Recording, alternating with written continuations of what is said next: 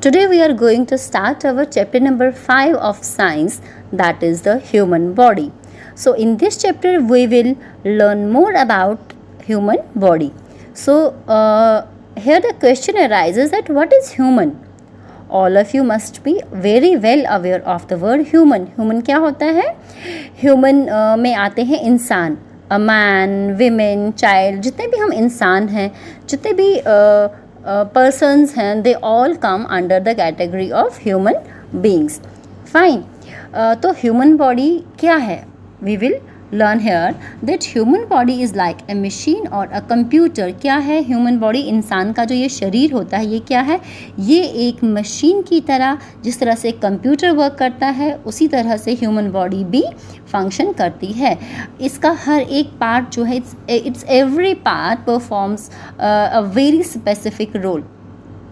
It has various parts. अभी तक आपने पढ़े हैं ह्यूमन बॉडी के parts including eye, nose, legs, arm, stomach, everything, right. So इसमें हम इस चैप्टर में हम क्या पढ़ेंगे? There are some more systems जो हेल्प करते हैं to run this human body. So each part has a specific function. Specific function क्या होता है? एक स्पेशल फंक्शन होता है हर एक बॉडी पार्ट का. बॉडी के हर एक हिस्से का बहुत ही स्पेशल रोल होता है. ठीक है. All the parts of the body must function properly for us to be fit and healthy. So ये जो बॉडी पार्ट्स हैं जिनके स्पेसिफिक फंक्शंस होते हैं which have special functions to perform, they help us to keep us fit as well as healthy. वो हमें fit रखने में, एक्टिव रखने में, हमें हेल्दी रखने में हेल्प करते हैं. The human body is unique. Okay, तो क्या है ह्यूमन बॉडी? यूनिक. यूनिक क्या होता है? स्पेशल. एक ऐसा, यूनिक का मतलब होता है बाकी चीज़ों से इसको ये मतलब एक डिफ्रेंशिएट करती है. एक ह्यूमन बॉडी की जो ये एक शरीर होता है इसका मतलब ये एक यूनिक कैरेक्टर है इसका. कि क्या है इसका यूनिक एक quality? That it can stand erect. Okay, erect क्या होता है? इरेक्ट का मतलब होता है सीधा खड़ा होना. ठीक है. स्टैंड इरेक्ट का, अब देखिए हम सीधा खड़े रहते हैं, बिल्कुल इरेक्ट पोजीशन है, मतलब बिल्कुल स्ट्रेट. जैसे हम चलते हैं, वी वॉक ऑन 2 feet, हम अपनी 2 feet से चलते हैं. यूज़ आर्म्स टू कैरी, हम अपनी आर्म्स को यूज़ करते हैं चीज़ों को कैरी करने में. कैरी का मतलब होता है लेके जाने में. And lift objects. लिफ्ट का मतलब होता है आप एक चीज़ उठा रहे हो और उसको कहीं पे रख रहे हो. ठीक है. That is called as lift. Lift objects and has opposable thumbs. Opposable thumbs का मतलब क्या होता है? अपोजेबल का मतलब होता है कि जैसे अपोजिट डायरेक्शन में. देखिए जैसे हमारी फिंगर्स का डायरेक्शन है यहाँ से, बट जो थंब है उसकी डायरेक्शन अपोजिट है. And this specific function and this direction of the thumb helps us to hold the things. चीज़ों को होल्ड करने में ये हेल्प करता है. अब देखिए अगर हमारे पास थंब ना हो, will we be able to hold the things properly? No.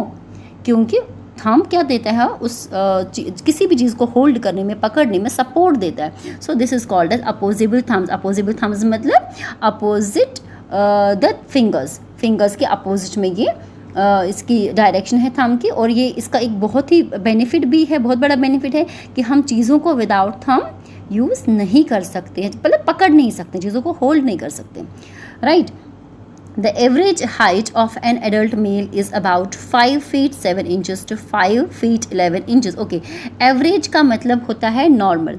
तो एक इंसान की जो नॉर्मल हाइट होती है, हाइट मीन्स उसकी लंबाई कितनी होती है? It's approximately 5.7 to 5.11 inches. ठीक है. यानी कि 5 फीट 7 इंच से लेकर 5 फीट 11 इंचेस तक. और किसकी होती है ये? एडल्ट मेल की. एडल्ट मेल क्या होता है? जो एक नॉर्मल एज का पर्सन होता है, एडल्ट मेल. ठीक है. जो एक एवरेज हाइट होती है मेल की. Male means obviously you know the masculine member of the family. तो जो मेल होता है उसकी हाइट होती है 5 feet 7 inches to 5 feet 11 inches. Right. While an average adult female. उसके बाद एक एडल्ट फीमेल की बात करेंगे. उनकी हाइट कितनी होती है? उनकी हाइट होती है 5 feet 2 inches to 5 feet 7 inches. यानी कि मेल की जो हाइट होती है वो फीमेल की हाइट के कंपैरिजन में थोड़ी सी ज़्यादा होती है। तभी आप लोगों ने नोटिस किया होगा कि जो पापा की हाइट होती है मामा की हाइट से थोड़ी सी ज़्यादा होती है, ठीक है। सो 5.5 मतलब नॉर्मली क्या होती है, देखिए 5 ही होती है, पर कुछ इंचेस का फ़र्क होता है। मेन की जो हाइट होती है, average height, it's approximately 5.7 inches to 5 feet 11 inches. And in case of female adult उनकी कितनी होती है, 5.2 inches to 5.7 inches, right?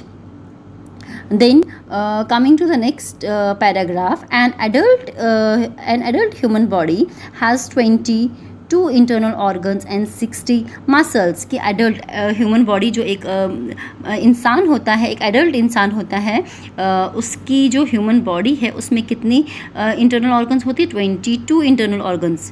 बहुत सारे इंटरनल मतलब क्या, इनसाइड द बॉडी, जो हमारी बॉडी के अंदर प्रेजेंट होते हैं, which we can not see, that are called as internal organs which are present inside our body, they are called as internal organs. और मसल्स कितनी होती हैं, 600। There are 600। ओके, मसल्स क्या होती हैं, मसल्स होती है मांसपेशियाँ, ठीक है।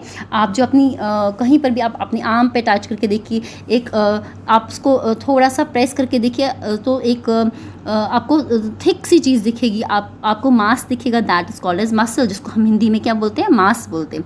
Approximately 206 bones. So how many bones are there, 206। 206 हड्डियाँ होती हैं हमारी बॉडी में। And about 100 trillion cells. और सेल्स कितनी होती है, 100 trillion, million, then billion, then trillion, ठीक है।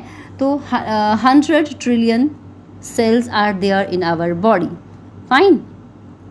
इसके बताइए, next is the organ systems in our body play important role to keep us alive. अब यह ऑर्गन सिस्टम्स का क्या रोल होता है, ये जितने भी ऑर्गन सिस्टम्स होते हैं, ऑर्गन सिस्टम क्या होता है, जैसे हर एक ऑर्गन को एक सिस्टम में रखा जाता है। सपोज आपने अभी तक सुना होगा in first chapter we have done it कि living beings can breathe, they can move, they can excrete, they can reproduce their young one. So ये सब चीज़ें जो होती हैं, अभी तक तो आपने एक एक फीचर पढ़ा, बट वो फीचर एक प्रॉपर सिस्टम में होता है। किस में होता है, उनको एक अलग सिस्टम में रखा होता है। अगर आप ब्रीदिंग कर रहे हैं, ब्रीदिंग मतलब सांस ले रहे हैं, तो उस सांस लेने के लिए आपका कौन कौन सा ऑर्गन इन्वॉल्व है, that means which are the organs which are involve in this breathing process, and that process is called as respiratory system, ठीक है। उसी तरह से आप खाना खा रहे हैं, तो खाना खाने से लेकर उसको डाइजेस्ट करने में, पचाने में, to convert that into blood cells, है ना, तो उसको उस फूड को डाइजेस्ट करने में और उसको न्यूट्रिएंट्स में कन्वर्ट करने में, उसको फिर आपकी ब्लड सेल्स में कौन मिलाता है, ये सारा जिस सिस्टम में आता है, that is called as digestive system. So इसी तरह से what we will read in this chapter, we will read some more systems like circulatory system, respiratory, skeletal system, excretory system. So बहुत सारे system हैं which we will study in this chapter, right? So first system which we are going to read, that is skeletal system. Skeletal system के बारे में आपने इससे पहले भी I think पढ़ा होगा, है ना। स्केलेटल सिस्टम क्या होता है, skeletal system means the system comprising of bones, जो किससे बना होता है, हड्डियों से। अब हम एक इंसान का अगर स्ट्रक्चर लेते हैं, तो द बेसिक स्ट्रक्चर जिससे वो खड़ा होता है, that is made up of bones. Bones क्या होती हैं, all of you know, bones हड्डियाँ होती हैं, ठीक है। बोन्स एक स्टार्टिंग का स्ट्रक्चर हम लेंगे, जिस पे आप उसके बाद फर्दर सिस्टम्स आते हैं। सबसे पहले हमारा बेसिक स्ट्रक्चर आ गया इसका, स्केलेटल सिस्टम्स का। If humans did not have bones we would be floppy like a puppet. अगर हमारी हड्डियाँ नहीं होती, खुद सोचो, अगर हमारी बॉडी में बोन्स नहीं होती, बोनी स्ट्रक्चर नहीं होता, then what will happen, we will hang downwards, है ना। हम नीचे की तरह, मतलब हम ऐसे पपेट की जैसा लगेंगे, है ना, ऐसे कठपुतली की तरह। अगर हमारी बोन्स नहीं, अभी देखिए it's because of our bones we can stand erect, right. अगर बोन्स ही नहीं होंगे तो what will happen, we will hang downwards, हम नीचे की तरफ हैंग हो जाएंगे। तो फ्लॉपी का मतलब क्या होता है, फ्लॉपी मीन्स हम एकदम से सॉफ्ट हो जाएंगे और लटकना शुरू हो जाएंगे, बिल्कुल मतलब ऐसे हैंगिंग पोजीशन में, डाउनवर्ड्स, ऐसे धल से गिर जाएंगे, फाइन. पपेट मीन्स कठपुतली. अनेबल टू स्टैंड अप और इवन वॉक, हम तो चल ही नहीं सकते, ना ही इवन खड़े हो सकते हैं. अब आता है इसमें स्केलेटल सिस्टम जो है वो किससे बना है. It's the framework for the body.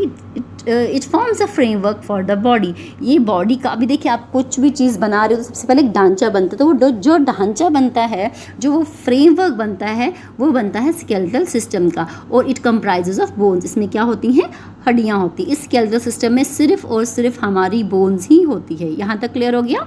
Now next क्या है, it provides protection to the internal organ. सबसे इंपॉर्टेंट फंक्शन स्केलेटल का, that it provides protection. Protection क्या होता है, प्रोटेक्शन मीन्स ये सुरक्षा देता है बाकी के इंटरनल ऑर्गन्स को. हमारी बॉडी के अंदर जैसे आपने इंटरनल ऑर्गन्स पढ़ा होगा प्रीवियस क्लासेस में कि heart, liver, lungs, these are our internal organs, right. So ये उनको प्रोटेक्ट करना, वो इतने डेलिकेट ऑर्गन्स होते हैं कि मतलब even a single blow can hurt them. छोटा सा आप झटका भी देंगे उसको तो वो कुछ भी माइन्यूट सी इंजरी भी होगी तो that internal organs can damage, but it is because of the internal this skeletal system. इस skeletal system की वजह से ही वो protect होते हैं, right. So the important function of the skeletal system is that it provides protection to the internal organs. Next क्या है, reduces the risk of injury to the internal organs. वही जो मैंने आपको भी बताया कि internal organs को injured होने से ये बचाता है. अभी हम गिरते हैं, लगती हैं, ठीक है, सपोज बेड से गिर के लगती है, बट हमारे इंटरनल ऑर्गन्स को कुछ नहीं होता. क्यों? क्योंकि वो हमारा जो बोनी ये स्ट्रक्चर है, ये जो फ्रेमवर्क है बोन्स का, ये उन इंटरनल ऑर्गन्स को प्रोटेक्शन देता है. And it reduces the risk. Reduces का मतलब होता है मतलब कम करना, उस इंजरी के रिस्क को कम करता है. For example the skull protects the delicate brain inside it. अच्छा, स्कल क्या है, this is called a skull, ठीक है. स्कल के अंदर आपको पता है स्कल जो है वो हमारे हेड को प्रोटेक्ट करता है, और हेड के अंदर एक डेलिकेट ऑर्गन है. क्या है वो delicate organ, that is brain. Fine. So जो स्केलेटल सिस्टम में सबसे इम्पॉर्टेंट ऑर्गन को प्रोटेक्ट कर रहा है वो है ब्रेन. और ब्रेन को कौन प्रोटेक्ट करता है, स्कल. तो स्कल क्या है, bony structure which is protecting our head part. Fine. अब एक देखते हैं, इसमें एक फैक्ट भी है, fact about this bony structure. Are bones alive. Okay, क्या बोन्स अलाइव होती हैं, क्या बोन्स जिंदा होती हैं? Do they have you can say life. क्या उनकी लाइफ होती है? अगर मैं आपसे पूछूं, देखने में तो वो आपको बोन्स लग रही हैं, but yes, they all are very much alive. वो बिल्कुल जिंदा होते हैं, because bones are made up of a hard material which makes them strong. Bones जो है वो बहुत ही हार्ड मटीरियल से बना होता है जो उनको स्ट्रॉन्ग बनाता है. They are made up of millions of living cells. अब अगर वो लिविंग सेल से ही बना हुआ है, मिलियंस ऑफ लिविंग सेल से बना हुआ है, तो ऑब्वियसली वो तो बोन्स लिविंग ही होंगी. और इसी की हेल्प से क्या होता है, इन्हीं लिविंग सेल्स की हेल्प से it helps them to grow and repair them cells. अगर कहीं पर छोटा मोटा फ्रैक्चर भी होता है तो यही लिविंग सेल्स ही उसको हील अप कर देती हैं और उसी को रिपेयर भी करती हैं. Bones require blood to keep them alive. Bones को ब्लड की ज़रूरत होती है उन लिविंग सेल्स को ज़िंदा रखने के लिए. Blood supplies food and oxygen to the bones. और ब्लड का काम क्या होता है, बोन्स को फूड और ऑक्सीजन भी प्रोवाइड करना. अब बोलोगे फूड और ऑक्सीजन बोन्स की किस काम का है? No, as I told you that there are living cells, millions of living cells are there in the bones. और अगर living cells है तो obviously they need food and oxygen. So ये सब कौन उनको प्रोवाइड करता है? ये उनको प्रोवाइड करता है ब्लड. फाइन. अभी यहाँ पे एक क्वेश्चन है, लर्न मोर. हैव यू और any of your family members had a broken bone? Okay, for this for the more detail about this question कि ये वो है कि क्या गॉड फॉरबिड ऐसा ना हो, बट अगर सपोज़ कभी ऐसा होता है कि किसी को ब्रेन फ्रैक्चर होता है, बोन ब्रेक होती है, तो क्या क्या किया जाता है उस पर्सन के साथ? ठीक है। कभी मतलब कभी आपने सुना होगा अच्छा उसकी ना बोन फ्रैक्चर हो गई, ऐसा सुनने में आता है ना। सपोज इफ़ यू और any of your family members had a broken bone, अगर कभी कोई बोन में फ्रैक्चर हुआ है तो आपको सबसे पहले ये बताना है कि वो फ्रैक्चर, वो बोन जो है ब्रेक कैसे हुई है। जैसे मैंने अभी बताया है कि जो बोन है वो बोनी स्ट्रक्चर है, स्केलेटल सिस्टम है, it provides internal organs. But अगर थोड़ा सा वो ज़्यादा उसको इंजरी हुई है, ज़ोर से लगा है वो बोनी स्ट्रक्चर में भी, तो ऑब्वियसली बोन्स भी ब्रेक होती हैं। तो वो कैसे हुई हैं, व्हाट वाज द ट्रीटमेंट, उसके बाद क्या ट्रीटमेंट हुआ और वो कितनी देर तक ट्रीटमेंट चला उसका पर्सन का, कोई भी अगर आपने किसी के बारे में सुना है, ठीक है। और क्या क्या डिफ़िकल्टीज़ फेस हुई, मतलब what difficulties have you faced in your daily life. Suppose आपके या गॉड फॉरबिड कभी ना हो, बट फिर भी अगर कभी इंसान सुनता भी है किसी का हुआ है, तो you can collect this information, वो कैसे हुआ, फिर ट्रीटमेंट कितनी देर तक चला और फिर क्या क्या प्रॉब्लम्स उसने फेस की। क्योंकि नेचुरली अगर बोन फ्रैक्चर हुई है, अगर सपोज़ वो आर्म की बोन फ्रैक्चर हुई है, तो that person can not carry the things easily, right. तो वो चीज़ें ईजिली कैरी नहीं कर सकते। सो this is a bit information about this. आप इसको कलेक्ट कर सकते हैं इंफॉर्मेशन को कहीं पर भी, ठीक है। That is learn more section. Coming to the next part. Next system is about the muscular system. अब हमारा एक सिस्टम हो गया skeletal system. I hope this is clear to you. Skeletal system clear हो गया है। अब हम आते हैं यहाँ पे मस्क्यूलर सिस्टम में। मस्क्यूलर सिस्टम क्या होता है, जैसे मैंने भी बताया, muscular system is made up of muscles. जितनी भी मांसपेशियाँ होती हैं, मांस होता है, वो सब इंक्लूड करती हैं इस मस्क्यूलर सिस्टम को। That means all the muscles together form the muscular system. जितनी भी मसल्स हैं वो सब मस्क्यूलर सिस्टम बनाती हैं। Muscles are attach to the bones in the body. Okay, muscles क्या करती हैं, ये मसल्स इन बोन के साथ अटैच होती है। जो मैंने अभी आपको बोनी स्ट्रक्चर बताया ये वाला, तो इसी बोनी स्ट्रक्चर के साथ ऊपर क्या होती हैं, मसल्स। इसके ऊपर फिर मसल्स अटैच हो जाती है, ठीक है। ये बोनी स्ट्रक्चर है और ऊपर क्या आ गई, अब मसल्स आ गई, ठीक है।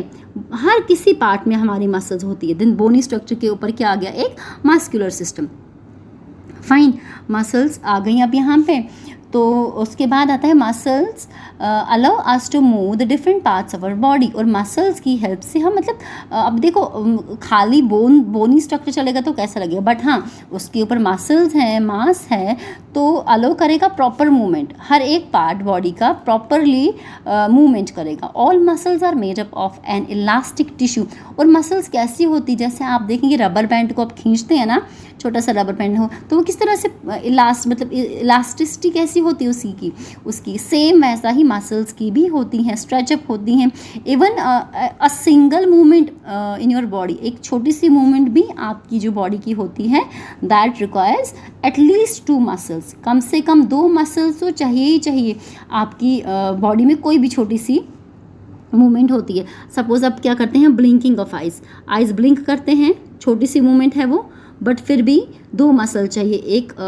एक तो उसको एक्सपेंड करती है और एक इसको कंट्रैक्ट करती है, ठीक है। So even a single movement need require the muscles. Fine, तो मसल्स का बहुत बड़ा रोल होता है मूवमेंट में, बॉडी मूवमेंट में। Without muscles this body movement is not possible. Thousands of small fibres makeup each muscle. Okay, एक muscle बनाने के लिए थाउजेंड्स ऑफ फाइबर्स। ये फाइबर क्या होता है, fibre is thread like structure, ठीक है। थ्रेड लाइक स्ट्रक्चर, इस तरह से बहुत थाउजेंड्स ऑफ, मतलब हज़ारों फाइबर्स इकट्ठा होती हैं तो जाके एक मसल बनती है। We make us of our muscles as we go about our daily routine. तो क्या होता है कि जैसे जैसे हम अपना डेली रूटीन करते हैं, तो हम कोई भी डेली रूटीन करते हैं उसमें हमारी मसल्स का यूज़ होता ही होता है। जैसे मैंने अभी एक एग्जांपल दिया आपको, हम आइज़ ब्लिंकिंग करते हैं, आंखें झपकाते हैं, पलकें झपकाते हैं, तो जो पलकें झपकाने वाला काम एक मसल करती है और फिर उसको खोलने, मतलब रिलैक्सेशन का काम दूसरी मसल करती है। One for this compression and one for relaxation. एक मसल क्या होती है, कंट्रैक्ट होती है। क्या होती है, कंट्रैक्ट का मतलब होता है बंद हो जाना, ठीक है।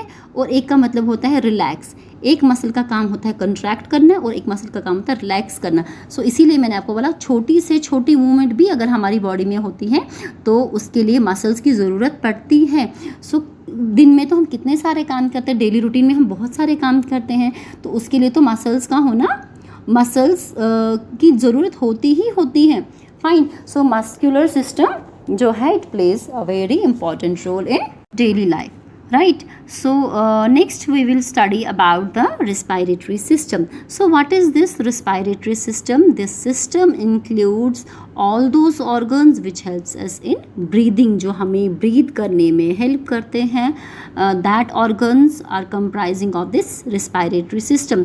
इससे पहले जो हमने chapter I think second chapter में पढ़ा था कि breathing, that living things जो है वो breathing करते हैं, है ना. तो वो breathing process में कौन कौन से organs इन्वॉल्व होते हैं, that is very necessary to know. वो ज़्यादा ज़रूरी है जानने के लिए.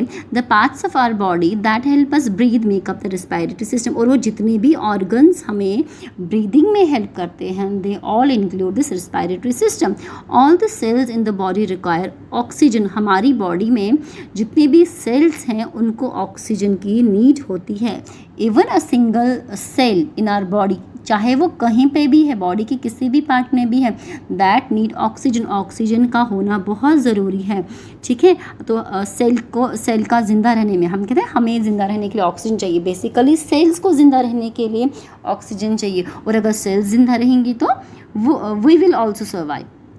We breathe in air. हम क्या करते हैं, हम सांस लेते हैं. ऑक्सीजनेटेड वो जो एयर हम लेते हैं उसमें क्या प्रेजेंट होता है, उसमें ऑक्सीजन प्रेजेंट होती है. राइट. और वो ब्रीदिंग हम करते हैं थ्रू आवर नोज़, नाक से सांस लेते हैं. दिन क्या होता है, this oxygen circulated to all the parts of our body. और वो जो ऑक्सीजन है, वो ऑक्सीजन जो उस एयर में प्रेजेंट होता है वो हमारी पूरी बॉडी में सर्कुलेट होता है. किसके थ्रू, ब्लड के थ्रू. वो हम आगे सर्कुलेटरी सिस्टम में पढ़ेंगे कि किस तरह से ब्लड हमारे सारे बॉडी पार्ट्स तक सर्कुलेट होता है. तो उसी तरह से हमारा जो वो ऑक्सीजनेटेड एयर, वो जो एयर में ऑक्सीजन होती है, वो ऑक्सीजन भी ब्लड के थ्रू सारे बॉडी पार्ट्स तक पहुँचती है. The vital parts of respiratory system are. Okay, vital क्या होता है, वाइटल का मतलब होता है इंपॉर्टेंट. सो जो इंपॉर्टेंट पार्ट्स होते हैं रेस्पायरेटरी सिस्टम के, वो क्या क्या होते हैं, that is mouth, nose, trachea, lungs and diaphragm. देखिए, माउथ आपको पता है, माउथ क्या होता है, ये मुंह जो होता है. Nose you all know. So trachea is what, trachea आपके लिए एक नई टर्म होगी, but yes you all are aware of this term. Trachea का मतलब होता है, आपने सुना है आप कि हम बोलते हैं भाई धीरे धीरे खाना खाओ वरना वो विंड पाइप में चला जाएगा. That wind pipe is called as trachea. Trachea, ये देखिए जो आपको नली दिख रही है ना यहाँ से, this is a trachea. Fine.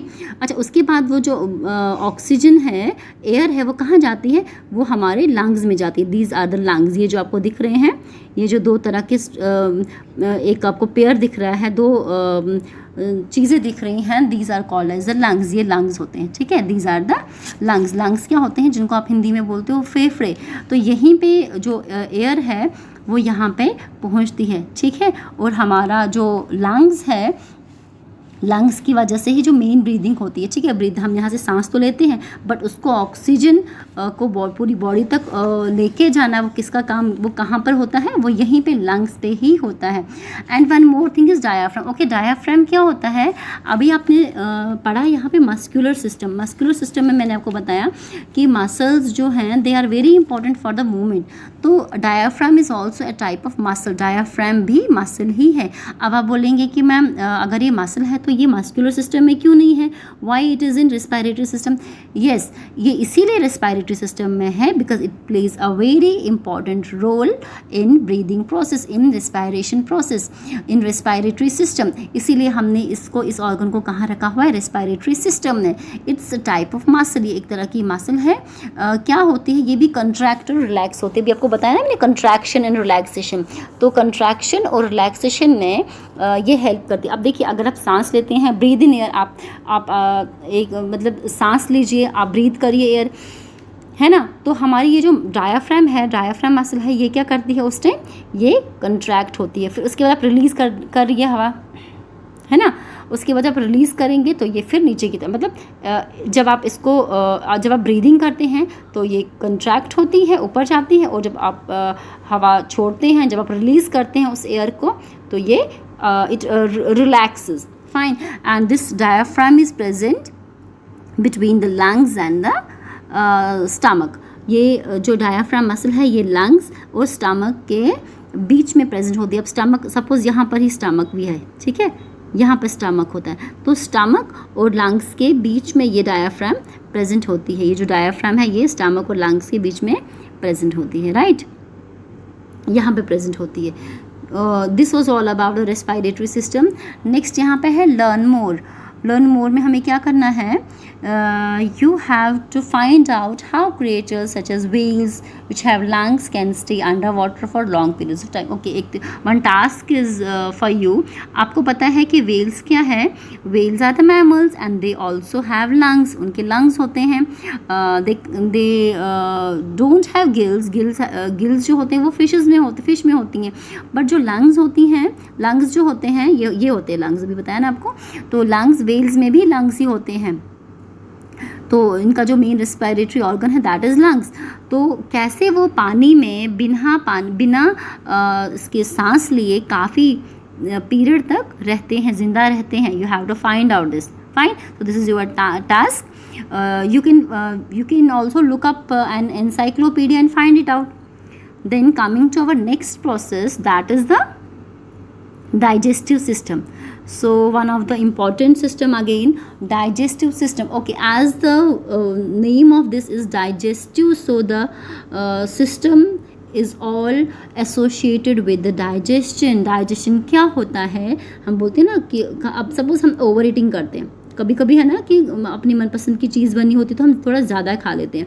अच्छा, ज़्यादा खाने के बाद क्या होता है, पेट में दर्द होना शुरू होता है, या फिर हम खा के बस बैठ जाते हैं, थोड़ा वॉक नहीं करते हैं, या फिर डायरेक्टली सो जाते हैं, तो सुबह उठते हैं तो पेट में दर्द होना शुरू हो जाता है। ये किसकी वजह से होता है, ये इनडाइजेशन की वजह से होता है। अगर खाना प्रॉपरली डाइजेस्ट नहीं हुआ होता है तो हम बोलते हैं कि the persons food is not digested properly, उसको इनडाइजेशन हुई है। सो डाइजेस्टिव सिस्टम क्या होता है, इसमें कौन कौन सी चीज़ें आती हैं, कौन कौन से ऑर्गन्स इन्वॉल्व होते हैं, we will study it in this part. We eat food to stay alive and be active. अच्छा, हम फूड क्यों खाते हैं, ओब्वियसली ज़िंदा रहने के लिए और टू बी एक्टिव. अगर हम काफ़ी देर तक खाना नहीं खाते हैं तो हम इनएक्टिव हो जाते हैं, मतलब हम काम नहीं कर सकते हैं, बात नहीं कर सकते हैं और ऐसे थका सा महसूस करते हैं. सो अपने आप को एक्टिव रखने के लिए और ज़िंदा रहने के लिए हम खाना खाते हैं. However our body can not absorb the food in the form that is consumed. क्या होता है, जो हमारी बॉडी है our body cannot absorb the food in the form that it is consumed. अच्छा, जो खाना हम जैसे खाते हैं वो वैसे ही हमारी बॉडी में डाइजेस्ट नहीं होता. आपको क्या लगता है, आप चपाती की एक बाइट उठा के खा रहे हैं तो चपाती ही हमारे ब्लड के साथ मिक्स हो रही है? No, it's not like that कि डायरेक्टली आपने खाना खा रहे हो एज इट इज़ आपकी बॉडी में रहा. नहीं, उसको वो प्रॉपर डाइजेस्ट होता है from complex to simpler forms. आप खाते हो एक चपाती की बाइट, वो कैसे, मतलब प्रॉपरली एक पार्ट उसका वो क्या होता है, मतलब it breaks down into simpler forms. ये वो सिंपलर फॉर्म्स में ब्रेक डाउन होता है और एक स्टेज आती है जब वो प्रॉपरली मिक्स हो जाता है, मतलब it get mixed into the blood. आप देखिए कि वो आपने खाया किस फॉर्म में और वो किस फॉर्म में डाइजेस्ट हुआ. This all comes under the digestive system. Foods and drinks need to be broken down into smaller parts. अभी मैंने आपको बताया कॉम्प्लेक्स पार्ट आप खाते हैं और उसको स्मॉलर पार्ट्स में कन्वर्ट करना, ये सारा किसका काम है. और फिर वो जो बॉडी में एब्जॉर्ब हो जाता है, ब्लड में एब्जॉर्ब होता है, और ब्लड में एब्जॉर्ब होने के बाद वो हमारी पूरी बॉडी में वो ब्लड सर्कुलेट होता है. वही वाला ब्लड जिसमें जो हमारा वो खाना खाने से बना है, खाना डाइजेस्ट हुआ है from complex form to simpler form, उसके बाद it gets mixed into the blood, और फिर वो ब्लड का पूरा बॉडी में सर्कुलेट होना, ये सारा डाइजेस्टिव सिस्टम का ही काम होता है. अब एक वर्ड आता है यहाँ पे, डाइजेशन. तो digestion is what, it is the process by which food and drink are broken down into smaller parts. ये वो प्रोसेस होता है जिसमें फूड और ड्रिंक, मतलब आप कुछ भी खा रहे हैं या कुछ भी पी रहे हैं, दैट आर ब्रोकन डाउन, वो स्मॉलर पार्ट्स में ब्रेक डाउन हो जाता है. ठीक है, आपने कुछ भी खाया, वो स्मॉलर पार्ट्स में ब्रेक डाउन हो गया. वो कैसे हुआ, that process is called as digestion. So that the body can use this broken down matter to obtain energy. और उसी ब्रोकन डाउन फूड से हमको क्या मिलती है, वी गेट एनर्जी. हमें क्या मिलती है, हमें एनर्जी मिलती है. Fine. The mouth, oesophagus, stomach, small intestine and large intestine form the digestive system. Okay, अभी हमने जैसे रेस्पिरेटरी सिस्टम में पढ़ा कि हमारे जो ये सिस्टम है इनमें बहुत सारे ऑर्गन्स इन्वॉल्व होते हैं, not only a single organ. अब जैसे हम रेस्पिरेटरी ऑर्गन की ही बात करें तो ये सिर्फ नोज़ का ही या माउथ का ही काम नहीं है, उसमें लंग्स इन्वॉल्व हुए, ट्रैकिया इन्वॉल्व हुआ, डायाफ्राम इन्वॉल्व हुआ, है ना. वैसे ही डाइजेस्टिव सिस्टम में जो इम्पोर्टेंट ऑर्गन्स हैं वो क्या क्या होते हैं. माउथ हमारा रेस्पिरेटरी में भी है, क्योंकि जब हम एक्सहेल करते हैं तो हम माउथ से एक्सहेल करते हैं. देन एसोफेगस क्या होता है, जैसे अभी मैंने आपको विंड पाइप के बारे में बताया ना, ट्रैकिया, वैसे ही आपने फूड पाइप के बारे में भी सुना होगा. ठीक है, वो अलग से पाइप होती है विंड पाइप के साथ, that is called as oesophagus और you can say food pipe. ठीक है, this is called as oesophagus. Food pipe को हम क्या बोलते हैं, एसोफेगस. देन स्टमक, ये देखिए this is the stomach. Small intestines, ये देखिए जो अंदर से आपको दिख रही है स्मॉल इंटेस्टाइन्स. लार्ज इंटेस्टाइन, और ये जो बाहर से आ रही है इस तरह से, this is called as the large intestine, form the digestive system.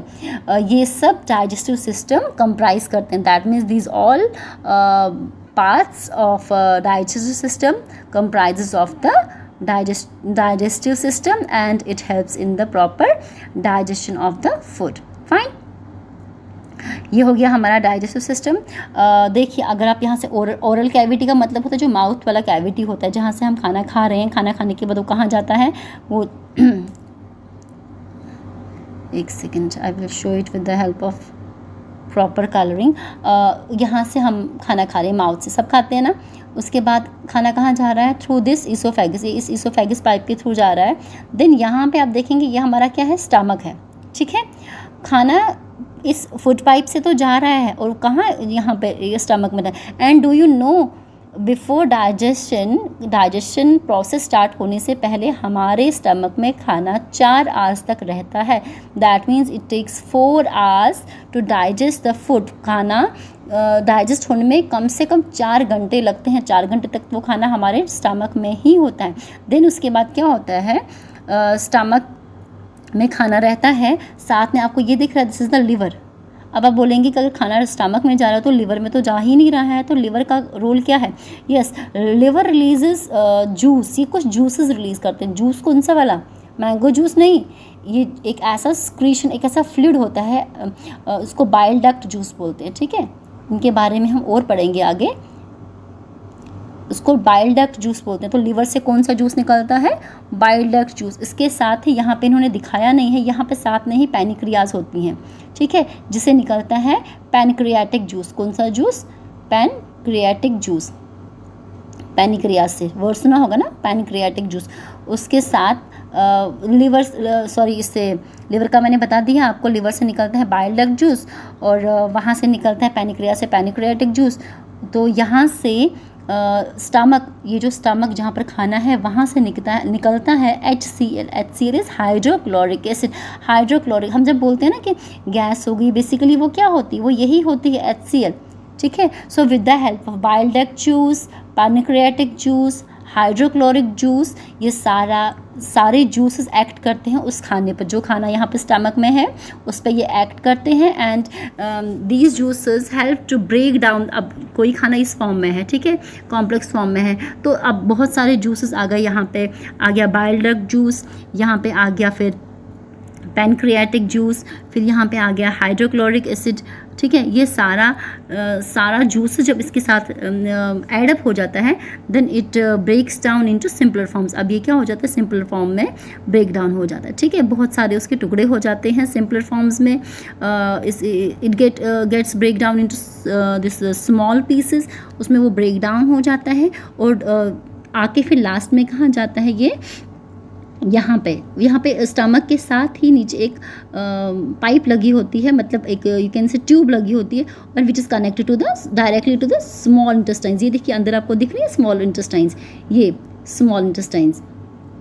और इस स्मॉल इंटेस्टाइन्स जो होती है ना, it's approximately 7 metre long, 7 metre, मतलब देखने में तो ये वर्लिंग सी होती, इस तरह से आपको दिखेगी, ये round round round round round है, स्पाइरल फॉर्म में है, but it's approximately how much long, it's approximately 7 metre long, 7 metre लंबी होती है ये जो आपको अंदर स्मॉल इंटेस्टाइन में दिख रही है ना, इट्स अबाउट 7 मीटर लॉन्ग।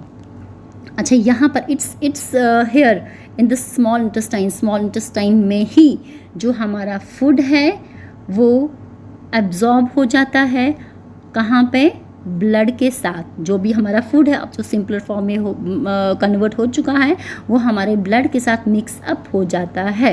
अब आप ये सोचोगे मैम तो लार्जर इंटेस्टाइन की बात की ही नहीं, तो लार्जर इंटेस्टाइन में क्या होता है, लार्ज इंटेस्टाइन में हमारा वाटर एब्जॉर्ब हो जाता है। ठीक है, क्या एब्जॉर्ब होता है लार्ज इंटेस्टाइन में, water, and through this large intestine, और जितना भी फिर एक तो होता है जो हम अब हमारी उस फूड में जितने भी न्यूट्रिएंट्स थे वो तो मिक्सअप हो गए ब्लड में, उसके बाद आता है जैसे वो जो अनडाइजेस्टेड फूड है, यू कैन से एक ऐसा फूड जो डाइजेस्ट नहीं हुआ है उसको हम बोलेंगे अनडाइजेस्टेड फूड। ठीक है, वो जो अनडाइजेस्टेड फूड है वो कहाँ जाएगा, it goes out through this large intestine, वो लार्ज इंटेस्टाइन से बाहर आ जाता है। ठीक है, उसके लिए फिर हमें नेक्स्ट सिस्टम पढ़ना है, that is called excretory system.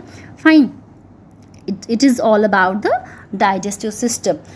Then आप आइए यहाँ पे आई केयर सेक्शन में। आई केयर यहाँ पे ही है, व्हाट इट इंक्लूड्स, इसमें है it's essential to eat clean hygienically prepared food, stale food can make us sick. Okay, essential means ज़रूरी, बहुत ज़रूरी है साफ़ खाना खाना, हाइजीनिकली प्रिपेयर्ड फूड, एक ऐसा खाना जो बहुत ही हाइजीन तरीके से बनाया गया हो, यानी कि हैंड वॉश करके, सब्जियों को वॉश करके, और प्रॉपरली जिस बर्तन में हम पका रहे हैं that should be properly cleaned also. ठीक है, so that is called as hygienically prepared, मतलब आप हाथों से बना रहे हैं तो आपके हाथ प्रॉपरली वॉश होने चाहिए, आपके बाल कवर होने चाहिए, और प्रॉपर हाइजीन का ध्यान रखा होना चाहिए। उस तरह का खाना ही हमें खाना चाहिए, because that food can make us healthy. But अगर हम स्टेल फूड खाते हो, कि स्टेल क्या होता है, स्टेल का मतलब होता है बासी खाना, सड़ा हुआ खाना, स्पॉइल्ड फूड। ठीक है, वो क्या हमें बना सकता है, that can make us sick. तो we should always eat hygienically prepared food, clean food which can makes us healthy. ठीक है, then is a circle time, we eat about 500 kg of food every year. हम 500 किलो खाना हर साल खाते हैं। ईटिंग सो मच फूड में रिजल्ट इन इंडाइजेशन, और इतना ज़्यादा एक ही साथ नहीं खा रहे हैं, ध्यान रखिए, it is written here each year, हर साल 500 kg खाना खाते हैं हम, वो लगभग 5 क्विंटल होता है। ठीक है, तो उससे क्या होता है, इट में रिजल्ट इन इंडाइजेशन, हमें इंडाइजेशन हो सकती है। Find out what is meant by indigestion. Already I told you that indigestion क्या होती है, when food is not digested in our body, that results in indigestion. And flatulence क्या होता है, फ्लॉटुलेंस मीन्स ब्लोटिंग, जैसे पेट निकलता है बहुत खाने से, है ना, तोंद निकलती है, that is called as flatulence, bloating, है ना।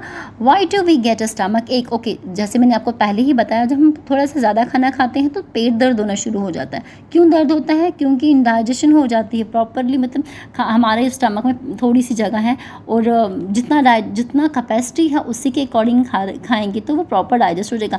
एक्सेस में खाएंगे तो डाइजेस्ट नहीं होता है, कैपेसिटी नहीं है ना अंदर।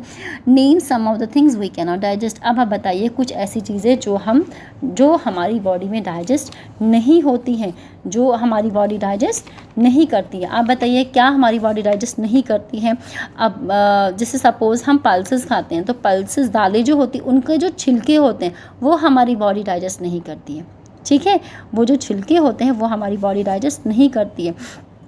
दूसरा, अगर हम बहुत ज़्यादा ऑयली खाते हैं वो भी हमारी बॉडी डाइजेस्ट नहीं करती। फैटी फूड, स्पाइसी फूड, ये चीज़ें जो है ये इंडाइजेशन करती हैं, साथ ही साथ डाइजेस्ट नहीं होती हैं प्रॉपरली। ठीक है, सो कुछ चीज़ें ऐसी होती जो बॉडी में डाइजेस्ट नहीं होती हैं, वो होती हैं ज़्यादातर जिनमें जो मतलब जैसे कि मैंने बताया दाल के छिलके हैं। अच्छा, आप ग्रेप्स खाते हैं, ग्रेप्स का जिनमें जो थिंग्स होती हैं, ठीक है, बट वो खाना भी ज़रूरी है क्योंकि वो हमारी बॉडी में से बॉडी को हेल्प करती है कि जो क्या कहते हैं उसको अनवांटेड वेस्ट है, अनवांटेड फूड है, उसको एक्सक्रीट आउट करने में हेल्प करती है, उसको हम बोलते हैं, वो सब हम पढ़ेंगे एक्सक्रीटरी सिस्टम में। सो फिलहाल आप इतना देख लो कि इंडाइजेशन किससे होती है। इंडाइजेशन होती है हमारी फैटी फूड खाने से, स्पाइसी फूड खाने से, ठीक है। तो जितना हम स्पाइसी फूड खाएंगे, फैटी फूड खाएंगे, उससे क्या होती है, स्टमक एट भी होता है और इंडाइजेशन भी होती है, because our stomach is not able to digest such things easily, है ना। और as a result we feel bloated, वही जैसा मैंने अभी बताया, flatulence, our stomach hurts and sometime we have an upset tummy, कभी कभी पेट दर्द होना शुरू हो जाती है, ठीक है। सो हमें क्या खाना चाहिए, we should always go for hygienic food and not for the stale food or bad food, because germs in the spoiled or unclean food can cause us to have an infection, उससे infection हो सकती है, which results in a stomach ache or an upset tummy. Fine, so that was all about the digestive system.